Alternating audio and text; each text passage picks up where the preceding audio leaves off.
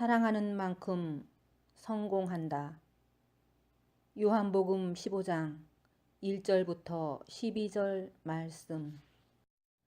나는 참 포도나무요 내 아버지는 농부라. 무릇 내게 붙어 있어 열매를 맺지 아니하는 가지는 아버지께서 그것을 제거해 버리시고, 무릇 열매를 맺는 가지는 더 열매를 맺게 하려 하여 그것을 깨끗하게 하시느니라. 너희는 내가 일러준 말로 이미 깨끗하여졌으니 내 안에 거하라. 나도 너희 안에 거하리라. 가지가 포도나무에 붙어 있지 아니하면 스스로 열매를 맺을 수 없음같이 너희도 내 안에 있지 아니하면 그러하리라. 나는 포도나무요 너희는 가지라. 그가 내 안에 내가 그 안에 거하면 사람이 열매를 많이 맺나니 나를 떠나서는 너희가 아무것도 할 수 없음이라. 사람이 내 안에 거하지 아니하면 가지처럼 밖에 버려져 마르나니 사람들이 그것을 모아다가 불에 던져 사르느니라. 너희가 내 안에 거하고 내 말이 너희 안에 거하면 무엇이든지 원하는 대로 구하라. 그리하면 이루리라. 너희가 열매를 많이 맺으면 내 아버지께서 영광을 받으실 것이요 너희는 내 제자가 되리라. 아버지께서 나를 사랑하신 것 같이 나도 너희를 사랑하였으니 나의 사랑 안에 거하라. 내가 아버지의 계명을 지켜 그의 사랑 안에 거하는 것 같이 너희도 내 계명을 지키면 내 사랑 안에 거하리라. 내가 이것을 너희에게 이름은 내 기쁨이 너희 안에 있어 너희 기쁨을 충만하게 하려 함이라. 내 계명은 곧 내가 너희를 사랑한 것 같이 너희도 서로 사랑하라 하는 이것이니라. 아멘. 생물학자 최재천 박사가 쓴 다르면 다를수록이라고 하는 책이 있습니다. 책을 읽다가 아주 흥미로운 내용이 있어서 여러분에게 소개하겠습니다. 이 생물학자라서 동물에 대한 이야기를 주로 다루고 있는데요. 동물 세계에도 저 나름대로 문화가 있다는 거예요. 문화가 사람만 있는 게 아니고 동물에게도 문화가 있다라고 하는 것입니다. 더 놀라운 것은 무리 중에 한 마리가 획기적인 행동을 한 것으로 지금까지 그 동물, 이 무리 안에서 없었던 문화가 만들어진다는 거예요. 그 새롭게 만들어진 문화가 거기서 끝나는 게 아니라 그것을 보고 배워서 그 다음 세대까지 전달된다라고 하는 것입니다. 1953년 일본의 고시마 섬에 서식하는 짧은 꼬리 원숭이를 소개하고 있습니다. 짧은 꼬리 원숭이 집단이 이 고시마 섬에 살고 있는데, 어느 날 공원 관리인이 원숭이에게 이제 먹이를 주잖아요. 이 고구마를 가득 이렇게 담아가지고 이 먹이를 주러 가다가 실수로 이 모래사장이 고구마를 다 이렇게 엎어버렸어요. 쏟아버린 것이죠. 이 배고픈 원숭이들이 이 모래밭에 이렇게 질비하게 널려져 있는 고구마를 주워 먹는 거예요. 하나씩 하나씩 주워서 먹는데 맛이 어땠을까요? 깨끗한 모래라고 생각하지 마세요. 시커먼 모래일 수도 있지 않겠습니까? 고구마 평상시에 먹던 그 고구마 맛하고 완전히 다른 거예요. 이게 완전히 먹을 수도 없고 안 먹을 수도 없는 묘한 그런 상황인 것이죠. 원숭이들이 모두가 난리가 났습니다. 이 모래가 먹을 때마다 모래가 씹히니까 원숭이들이 난리가 난 거예요. 그때 바로 그 순간에 2살배기 이 암컷, 나이가 어린 이 암컷 원숭이가 이모라고 하는 이름을 가지고 있는 임모라고 하는 IMO, 이모라고 하는 이름을 가지고 있는 원숭이가 모래가 시커멓게 묻어있는 이 고구마를 물가에 가져가서 씻어서 먹었다는 거예요. 일본의 이 영장류 과학자들이요, 1953년 그 이후부터 이 짧은 꼬리 원숭이 집단에 놀라운 일이 벌어졌는데 문화가 만들어진 거죠. 고구마는 물론이고 다른 음식이 더러운 것이 묻잖아요, 음식에. 그전에는 그냥 먹었는데 원숭이들이 물에다 씻어서 먹는 이 문화가 만들어졌다라고 하는 것입니다. 한 원숭이의 지혜로 그 원숭이 동족의 삶의 질이 완전히 달라진 거예요. 이제 원숭이들은요, 자신들이 좋아하는 음식에 뭐가 더러운 게 묻어도요, 괴롭지가 않아요. 어떤 상황에 놓이더라도 맛있게 음식을 먹을 수 있는 문화를 갖게 된 것입니다. 저는 이 대목을 읽으면서 문득 이모라고 하는 작은 원숭이의 모습 속에서 한 분이 떠올랐어요. 예수님입니다. 아무도 걷지 않는 길, 아무도 살아본 적이 없는 십자가의 삶을 통해서 사람들에게 참된 기쁨과 행복이 어떻게 찾아오는지 이 한 마리의 원숭이가 보여준 어떤 상황 속에서도 행복하게 먹을 수 있는 그러한 것을 가르쳐주는 예수님이 떠올랐다는 것이죠. 이모라는 원숭이의 행동 이후 원숭이들은 고구마뿐이 아니라요, 놀랍게도 쌀이 모래에 섞여도요, 이 쌀도 모래를 걸러서 먹을 수 있는 능력이 생긴 거예요. 맛있게 먹을 수 있는 능력이 생긴 것입니다. 이모라고 하는 원숭이를 통해서 그를 이렇게 잘 바라보면서 이해하고 따라가니까 자신들의 삶도 기쁨이 생긴 거예요. 그렇다면 예수님의 삶을 듣고 배운 우리는 우리 삶이 늘 기쁨이 가득해요. 그런데 어느 순간에 마치 맛있는 음식에 모래가 붙는 것처럼 이 기쁜 삶에 고난과 어려움이 뒤엉키게 되기도 합니다. 그렇다면 예수님을 안 우리들은 우리의 기쁜 인생 속에 뒤엉켜 있는 고난과 괴로움을 씻어내고 다시 기쁨으로 살아갈 수 있는 능력이 있어야 되는데 우리는 그렇게 못해요. 고심한 원숭이들은, 꼬리 짧은 원숭이들은 한번 배운 다음에 그렇게 살아가는데 우린 인생 속에 어렵고 힘든 일들이 덕지덕지 묻으면 배웠는데도, 예수님을 통해 배웠는데도 씻어내질 못하는 존재라고 하는 것이죠.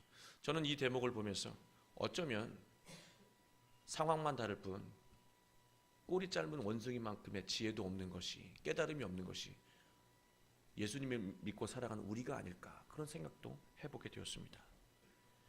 우리의 삶은 기쁨과 슬픔이 뒤섞여 있습니다. 그리고 행복과 불행이 뒤엉켜 있습니다. 이처럼 삶에 뒤엉켜 있는 불행과 슬픔은 예수님을 아는 것으로 씻어집니다. 참된 행복과 기쁨은 예수님을 정확하게 알고 따르는 삶에서 시작된다는 거예요. 오늘 말씀은 예수님이 자신이 어떤 존재인지를 포도나무로 비유하셨습니다. 예수님을 정확하게 알아야 돼요. 그래야 우리 인생 속에 뒤엉켜 있는 어려움과 고난을 말씀으로, 예수님의 가르침으로 깨끗이 씻고 늘 기쁨으로 살 수가 있게 되는 것이죠. 예수님을 알아야 돼요. 예수님을 따르기 위해서는 알아야 돼요. 그런데 오늘 말씀, 예수님이 자기가 어떤 존재인지부터 설명하면서 시작하고 있습니다. 1절 볼까요?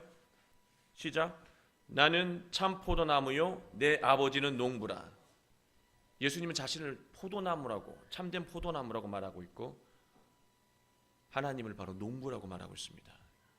자기를 어떻게 규정하고 있냐면, 나는 하나님의 손길이 없이는 어떤 열매도 맺을 수 없고 인생의 복된 삶을 살아갈 수 없는 존재, 오직 하나님만을 의지하고 살아가야 되는 존재라고 예수님은 자기 자신을 규정하고 있습니다. 예수님이 그런 분이라고 하는 거예요. 우리가 예수님이 궁금한데, 인생의 이 뒤엉킨 고난과 괴로움을 씻어내기 위해서 예수님이 궁금한데, 예수님은 하나님 없이는 살 수 없는 존재라고 자신을 규정하고 있습니다. 2절 볼까요? 시작. 물은 내게 붙어 있어 열매를 맺지 아니하는 가지는 아버지께서 그것을 제거해 버리시고, 물은 열매를 맺는 가지는 더 열매를 맺게 하려 하여 그것을 깨끗하게 하시느니라. 깨끗하게 하신다라고 하는 것은 손질하신다는 의미도 있습니다. 가지치기가 될 수 있겠죠. 여러분, 열매 맺기 위해서는 이거 싹이 노랗다 그러면 끊어버리지 않습니까? 무성하기만 하다 하면 끊어버려요. 그래서 열매 맺을 수 있는 가지에게 모든 에너지를 집중하는 거죠. 깨끗하게 한다는 건 손질하다는 의미도 있습니다. 여기서 포도나무는 예수님인데 가지는 누구일까요? 바로 우리 자신이에요. 예수님을 따르는 모든 사람들이에요. 바로 예수님에게 삶의 뿌리를 둔 자, 예수님을 통해서 살아가는 자들이 바로 이 포도나무에 붙어 있는 가지입니다. 많은 가지들이 포도나무에 붙어 있습니다. 그러나 만약에요, 여러분, 가지가 꺾였다면 그 가지에 열매가 맺힐 수 있을까요? 가지가 이렇게 꺾여 있다면, 제가 이거 한번 꺾어볼까요? 이 예쁜 꽃을? 그럴 필요는 없겠죠. 꺾으면 내일 이 깨끗한 이 꽃이 검해져요. 왜냐? 공급 안 되기 때문에 그래요. 양분이. 나무에 붙어 있어도 가지가 꺾여버리면, 우리가 패배감에 내 마음이 꺾여버리면, 좌절감에 내 마음이 꺾여버리면, 자기 이기적인 마음에, 욕심에 그 마음이 왜곡돼 버리면, 미움 때문에 이렇게 휘어져 버리면, 예수님에게 붙어 있는 가지라고 하더라도 열매를 맺을 수가 없다는 겁니다. 가지는 꺾이지 않고 곧아야 열매를 맺을 수 있습니다. 또 하나, 포도나무가 이렇게 가지가 무성해요. 근데 옆에 있는 나무가 이렇게 치고 들어갔어요. 그래서 얼핏 보면 포도나무에 같이 이렇게 있는 것 같아요. 그러나 그 나무가 포도 열매를, 가지가 열매를 맺을 수 있을까요? 맺을 수가 없어요. 왜냐? 포도나무에 뿌리를 둔 가지가 아니라요, 다른 나무에 뿌리를 두고 있기 때문에 뭐 다른 열매는 맺을지 모르겠지만 포도 열매는 맺을 수가 없는 것이죠. 우리 모두가 다 교회 다닙니다. 예수님의 이름을 부르죠. 얼핏 보면 모두가 다 예수님을 뿌리에 두고 살아가는 사람들 같아요. 그러나 늘 마음은요, 좌절할 때마다 세상의 도움을 기대하고, 욕심이 생길 때마다 세상을 향해 바라봅니다. 몸은 교회에 있지만, 입은 늘 주님 주님 하지만 살아가는 모습은 늘 세속적이고 욕망 가득하고 욕심투성이로 살아간다면 거기에 하나님의 열매, 예수 그리스도의 열매가 맺힐 수가 없는 것이죠. 그리스도인이라고 열매를 맺는 것은 아닙니다. 마음이 예수님에게 뿌리를 두고 있어야 열매를 맺을 수 있습니다. 열매는요, 삶의 성공이고 성장이에요. 발전이고 기쁨입니다. 그러나 그런 것들이 다 사라진다는 거예요. 하나님을 열매 맺지 못하는 가지를 깨끗하게 손질하시고 열매 맺는 가지에게 더 많은 양분을 공급하십니다. 신앙이 없는 사람을 제거한다라고 하는 이 해석보다는 이 말은 뭐냐면, 우리가 많은 가지들을 가지고 있거든요. 우리가 여러 가지가 있어요. 직장인의 가지, 남편으로서의 가지, 목사로서의 가지, 또 자식으로서의 가지. 그런데 그 모든 것들이 예수님에게 붙어있는 가지가 아닐 때, 그것을 다 그릇된 뿌리를 두고 있는 가지일 때 다 손질해 주신다는 말씀입니다. 이 얘기를 들으면 내가 혹시 하나님에게 손질당할 그런 무의미한 가지는 아닐까 하는 두려움이 생길 수 있지 않겠습니까? 그것 때문에 예수님이 이런 말씀을 3절에서 하십니다. 함께 읽겠습니다. 너희는 내가 일러준 말로 이미 깨끗하여 졌으니. 우리 삶이 예수님이 일러준 이 말, 이 로고스가 되겠죠. 여러분은 잘 아실 겁니다. 로고스가 예수님의 모든 삶과 가르침, 모든 것들을, 복음을 의미하는 말이라는 거, 그냥 말 표현이 아니라요, 일러준 이 로고스로 완전히 너희가 깨끗해졌다, 이미 깨끗해졌다. 그래서 너희들은 이미 가지치기 됐고 깨끗해졌기 때문에 너희들은 인생의 열매가 주렁주렁 맺힐 거야, 그 말씀이 아닙니다. 이 말씀은요, 너희들은 이미 말씀을 통해서 열매를 맺을 수 없는 욕망의 가지가 무엇인지 알았다는 거예요. 예수 그리스도의 말씀을 통해서 이것을 아무리 추구해도 이 추구하는 것으로 행복해질 수 없는 가지가 무엇인지 알았다라고 하는 거예요. 그러니 그것을 제거하라고 하는 겁니다. 그리고 너희가 아직은 미약하지만, 지금은 이게 좀 버겁지만 바로 여기에 소망이 있고 여기에 열매가 맺히는 가지라고 하는 것을 말씀을 통해서 예수님이 이미 일러 주셨다라고 하는 말씀입니다. 그러니 4절에 너희는 내 안에 거하라. 나도 너희 안에 거하리라 말씀하고 있습니다. 그러니 너희가 어떤 가지를 집중하며 살아가야 되는지, 열매 맺는 가지인지 알았으니 너희는 그 가지의 열매를 맺기 위해서는 늘 내 안에 붙어 있어야 된다는 거예요. 그러면 나도 너희 안에 있겠다라고 말씀하고 있습니다. 너희가 내 안에 붙어 있으면 가지 안에 뭘 공급해 주죠? 그 나무가 능력과 권능과 에너지와 은혜를 베푸는 거예요. 그럼 열매를 맺는 거예요. 이 가지에 붙어 있지만 결국 그 가지 안에 예수님이 함께 하는 것입니다. 가지가 포도나무에 붙어 있지 않으면 아무리 스스로 계획을 세우고 고민을 해도 절대로 열매를 맺을 수 없습니다. 5절 중간을 볼까요?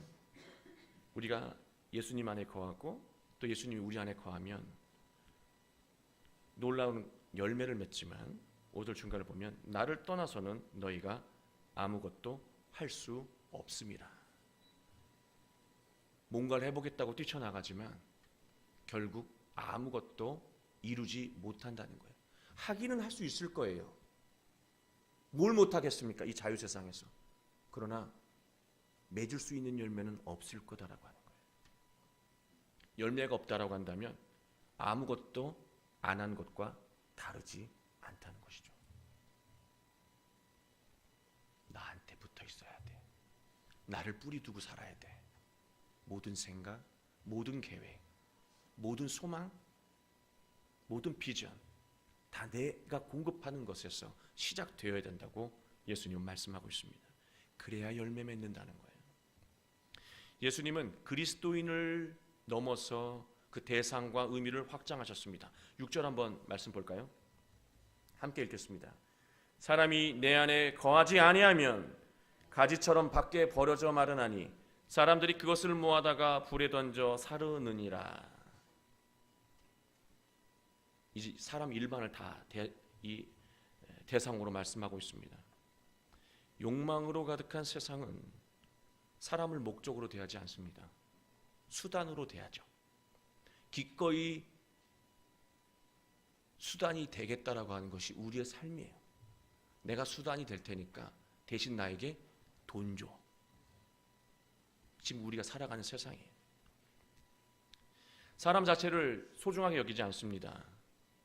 이상한 것도 아니에요. 그것을 알고 우리가 그 근처에 기웃거리는 거니까요. 갈 수밖에 또 없는 거니까요. 사람을 소중하게 여기지 않습니다. 그 사람의 재산과 능력을 소중하게 여기는 것이죠. 필요한 것을 얻을 수 있으면 대접하지만 그렇지 못하면 버리는 것이 세상의 이치입니다. 여러분, 세상이 이런 세상이면 속상하시겠어요? 속상하지 않으시겠어요? 속상하시다고요? 아니요. 거짓말하셨어요. 지금 능력 있는 사람을 대접하고 능력 없는 사람을 내치는 건 능력 없는 사람한테는 속상하겠죠. 능력 있는 사람에게, 재산이 있는 사람에게, 힘이 있는 사람에게, 학력이 있는 사람에게는요, 이처럼 살기 좋은 세상 없습니다. 여러분도 그렇게 되기 위해서 피가 마를 때까지 살고 있잖아요. 노력하고 있고. 나를 마음껏 수단으로 대신 나에게 돈을 주고 능력을 줘. 우리 그러한 마음으로 세상의 이치 속에서 그 이치를 순응하며 살아가고 있다는 거죠. 세상을 떠나서 살라고 하는 말이 아니라 그런 세상 속에서 그게 옳다고 여기고 살아가는 것은 다른 것입니다. 자기도 그렇게 살아가지만 다른 사람도 그렇게 대접을 해요. 수단으로. 능력이 있으면 이렇게 살기 좋은 세상이 없죠. 그러나 능력이라는 것은요, 능력이라고 하는 것은 시간이 흐를수록 소멸되게 되어 있습니다. 마이클 조단이라고 하는 대대적인 선수가 언제까지 조단일 것 같아요? 지금은 할아버지예요. 능력은 소멸되게 되어 있고 그 능력을 다른 사람이 대신하게 됩니다. 재산은 어떻습니까? 이처럼 세상에 뿌리를 두르고 살아가게 되면요, 결국 버려지게 돼요. 버려지게 되는데 내가 잘못 살았구나, 이 세상의 풍토 속에서 내가 그릇되게 살았구나 할 것 같지만, 사람은요 오히려 자신이 버려지게 될 쯤 그 상황을 눈치채면은요 오히려 더 거기서 벗어나지 않기 위해서, 버려짐 당하지 않기 위해서 자신을 더 채찍질합니다. 그 상황을 그대로 받아들이고 인정하고 새로운 삶을 모색하기보다는요 더 자기를 채근하고 괴롭혀요. 그래서 어떻게 되냐면요, 마른 가지처럼 메말라가요.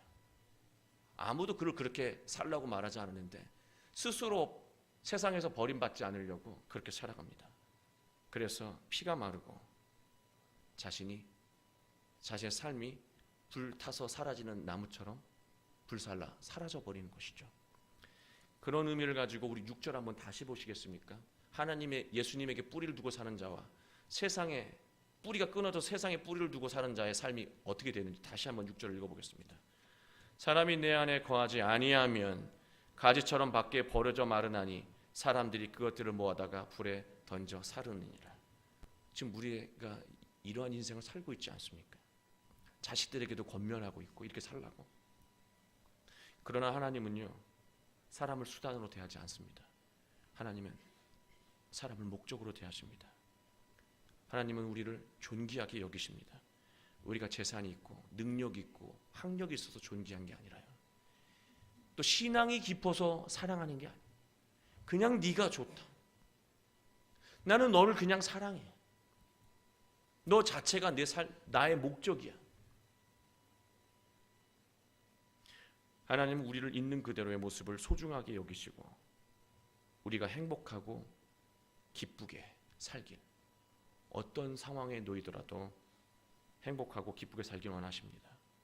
그러기 위해서는 우리가 어디에 거해야 됩니까?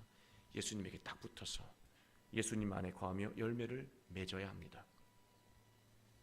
7절 말씀에 너희가 내 안에 거하고 내 말이 너희 안에 거하면, 같은 말이에요. 너희가 내 안에 거한다는 거, 내가 어떻게 예수님 안에 거할 수 있을까? 그 말은 뭐냐면 내 말이 너희 안에 거하는 거예요. 그러면 무엇이든지 원하는 대로 구할, 다 그 말씀이 그 원하는 것을 만들어 가지고 이루어 줄 거야, 그 얘기를 하고 있습니다.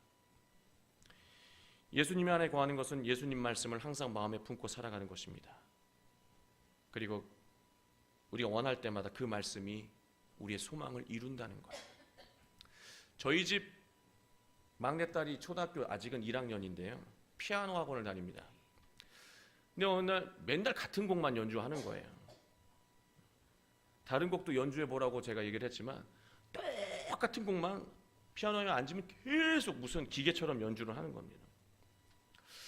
여러분 아무리 피아노를 잘 쳐도요 똑같은 곡 한 달에 한번 들어보실래요? 쉴 때마다 처음에 잘 치는데 그러는데 나중에는 있잖아요 막 노이로제가 걸려요. 피아노에 앉으면 막 저절로 그 소리가 들려요, 이미 막. 그런데요 심한 거는요, 아빠 팔을 내밀어 보래요. 그래서 딸이 이렇게 매달리는 걸 좋아하거든요. 그래서 이랬거든요, 매달려 보라고. 그랬더니 걔가, 막내가 제 팔뚝에다가 뭐라는 거, 간지는 피우는 거냐 했더니 자기는 지금 연주를 하고 있대요, 팔에다가. 그래서 귀엽다 이러고 넘겼거든요. 근데 어느 날 차를 타고 가고 있는데 노래를 부르더라고요. 피아노가 없으니까 따라라라라 따라라라 노래를 불러요. 그래서 제가 노이로제가 완전히 넘어서서 좀 조용히 하라고, 제가 신경이 막 헷갈린다고 조용히 하라고 그랬더니 이 목소리가 높았는지 마음 여린 이 막내딸이 울면서 막 울어요. 그래서 아니야, 아빠가 싫은 게 너 화낸 게 아니라 조금 조용히 하라고 한 거야. 이제 그렇게 좀 달랬죠. 그랬더니 제 딸이 저에게 하는 말, 이렇게 말을 하더라고요. 피아노 선생님이 피아노가 있으면 계속 이 곡을 연습하고, 피아노가 없으면 노래로 속도와 박자를 계속해서 부르라고 했단 말이야, 그러는 거예요.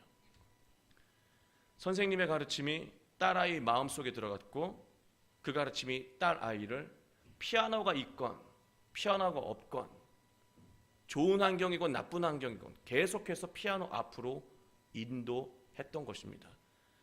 그 결과 콩쿠르에 나가서 대상을 받았습니다.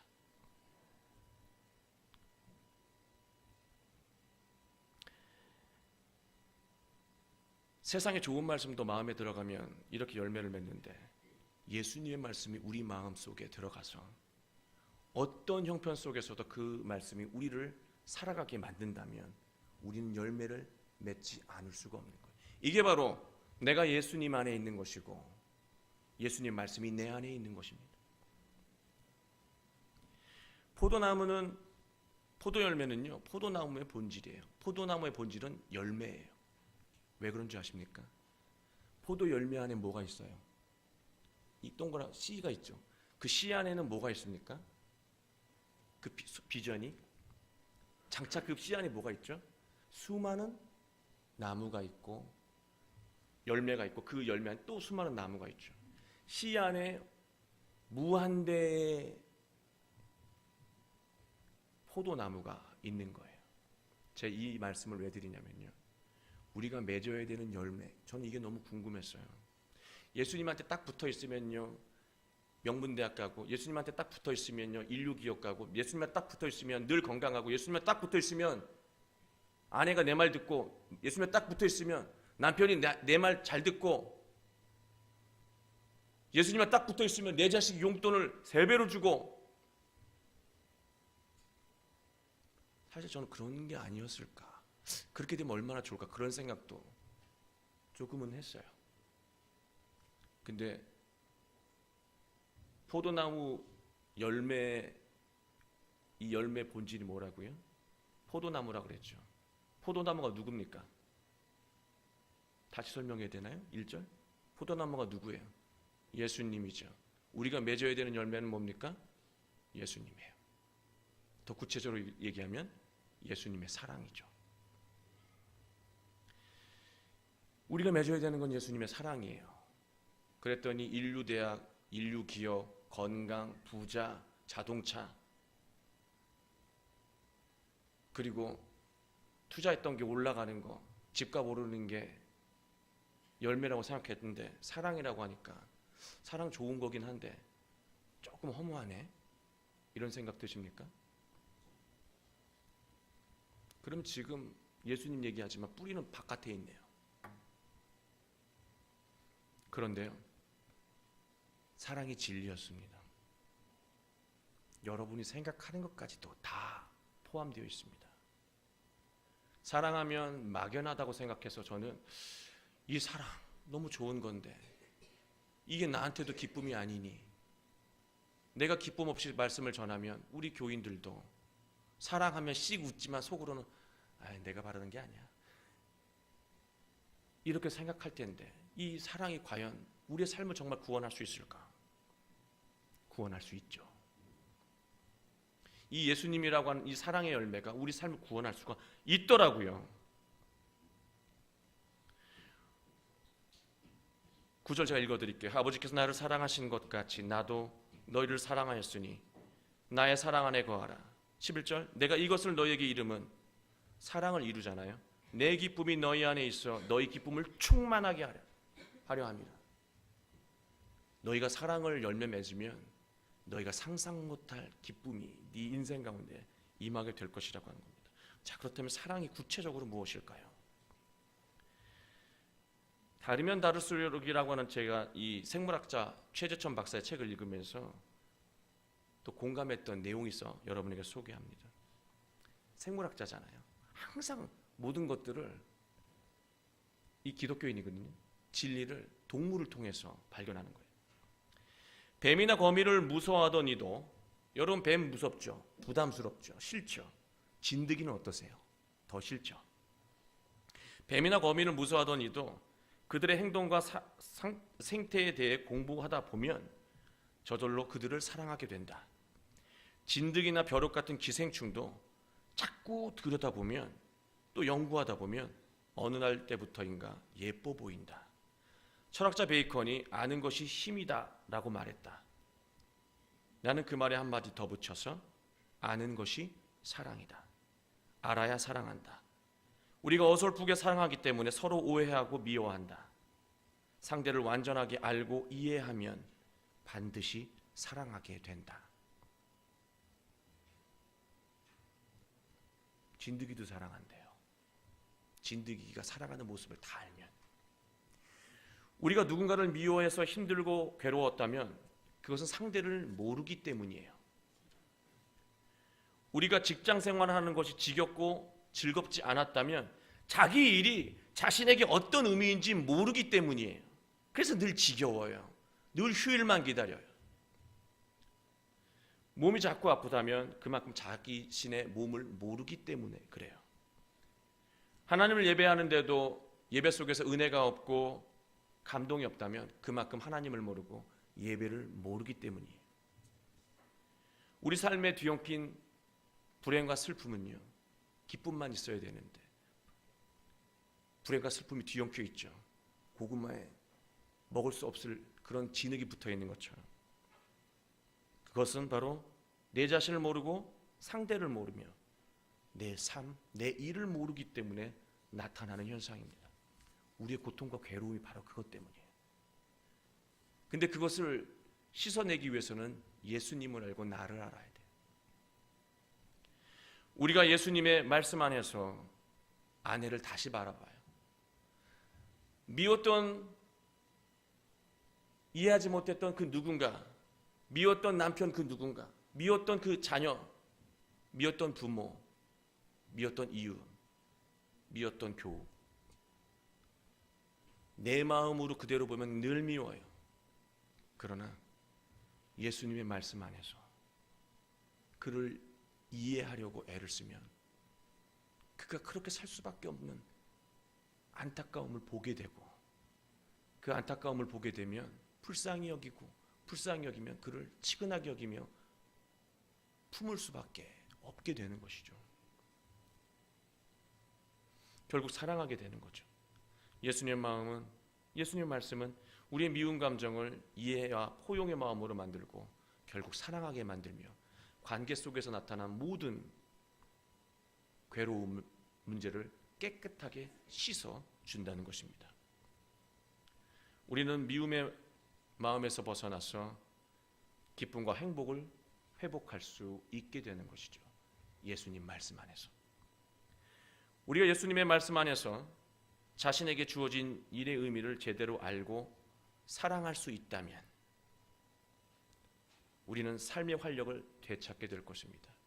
아내의 일, 아유, 내가 진짜 이렇게 부엌대기를 살 수는 없는데, 그러면서 이 아내의 일을 우습게 여기고, 아, 내 직장, 내 친구는 더 좋은 직장 다니는데 하면서 자기 일을 우습게 여기고, 내 학교, 더 명문대학교도 있는데 하며 자기 학교를 한심하게 여기고, 우리 부모, 더 부자 부모도 있고 더 많이 공부한 부모도 있는데 하면서 부모를 우습게 여기고,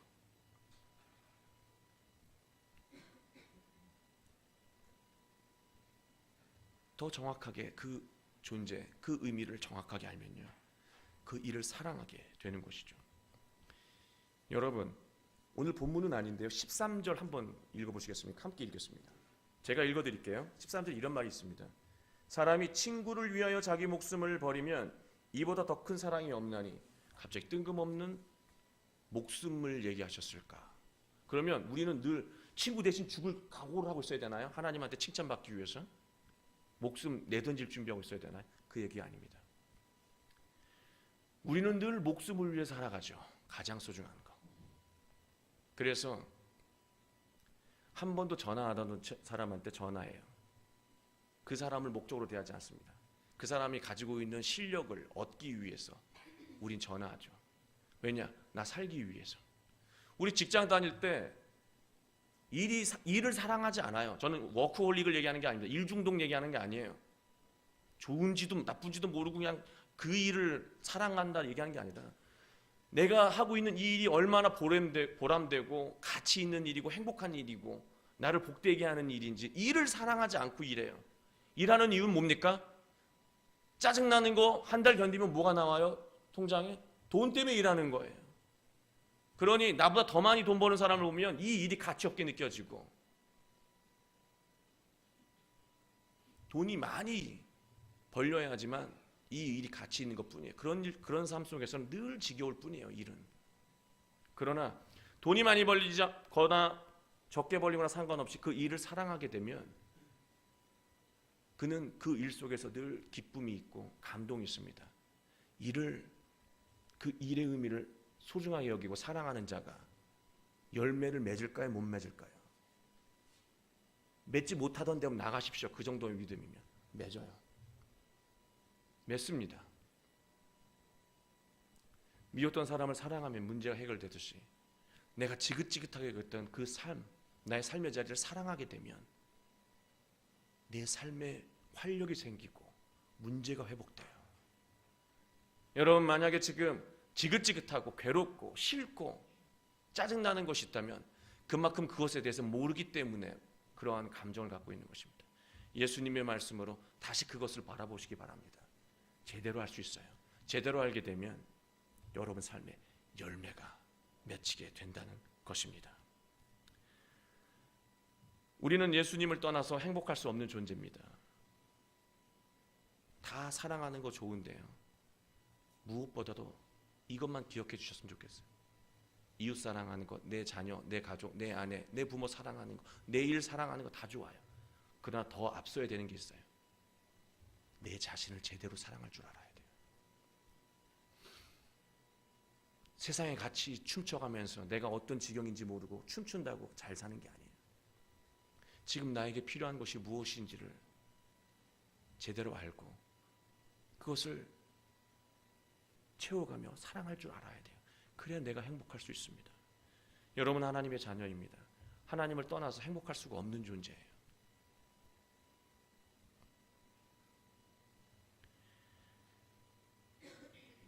우리가 진정으로 내 자신을 사랑할 수 있으면 우리는 어떤 형편, 어떤 환경에 의해서 내 기쁨과 행복이 뒤엉킨다 하더라도, 괴로움으로 뒤엉킨다 하더라도 우리는 말씀 속에서 기쁨으로 다시 회복시킬 수 있는 능력을 갖게 될 것입니다.